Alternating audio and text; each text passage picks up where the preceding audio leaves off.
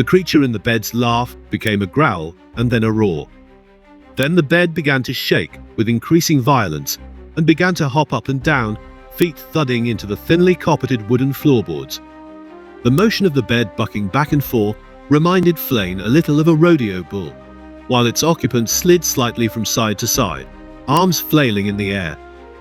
Meanwhile, the dresser began to drag across the floor behind them, its legs making a whispering carpety sort of noise, its 3 drawers opening and closing violently, spilling bottles of nail varnish and underwear on the floor in its wake. The window shutters began to alternately slam shut and open repeatedly and discordantly, causing the inside of the room to illuminate like a disco. The beat of the shutters slamming wouldn't really seem out of place there, Flane noted almost absent-mindedly, distracted for the moment from the rattling, clattering and thudding sound of the bed. In addition to all this, the pendant light fixture began swinging rapidly from side to side again like a pendulum, causing weird shadows to move along the walls and floor. Squeak, squeak, squeak. Irk, Miriam hiccuped in her normal voice. I think I'm gonna be, and then promptly blew streams of green slimy chunks all over the bed and surrounds. Flane, fortunately, had the presence of mind to duck just in time, as a stream of green, impassably voluminous projectile vomit missed him and splattered all over the unfortunate preacher.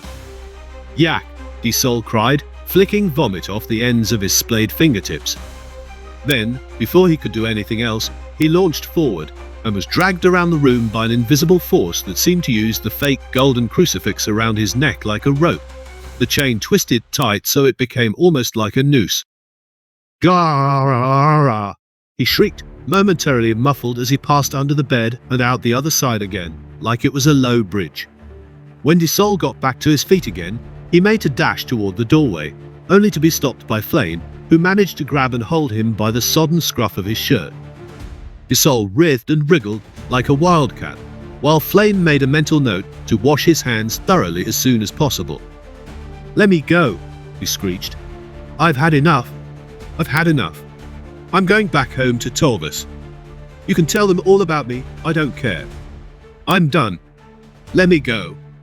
But, Flane protested, his grip on the man's shirt slipping. The top button of his shirt popped off and rattled on the floor. "What about your faith? What would God think?" he asked, attempting to pull another number on Diesel's conscience a la Peters. "Sod it all," Diesel said, flustered, and abruptly broke free. Impressively, the fleeing Diesel vaulted over the dresser that now stood blocking the doorway, clearing it impressively with room to spare, turned cat-like in midair before he landed, then dashed across the landing towards the stairs. He fled down them, skipping 3 or 4 at a time, his legs moving in a cartoon-like blur. He reached the front door and clawed frantically at the handle, trying to open it. This time, however, the thing that held the door closed was nothing preternatural, but simply a mechanical lock, the key of which was currently to be found in Commodore Peters' cardigan pocket.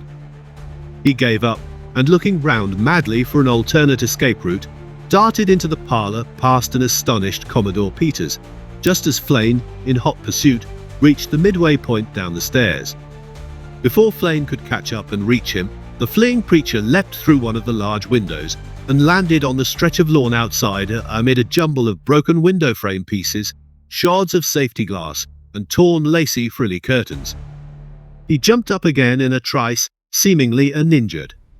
Without hesitation, and without even looking round to pick a destination, the man immediately bolted for the street, vaulting over the hedgerow as he ran, and kept on going, his mad wails fading as he put more distance between himself and the House of Horrors.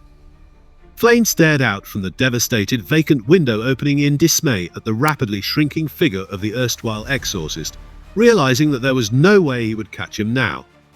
He certainly was fit, or insanely desperate.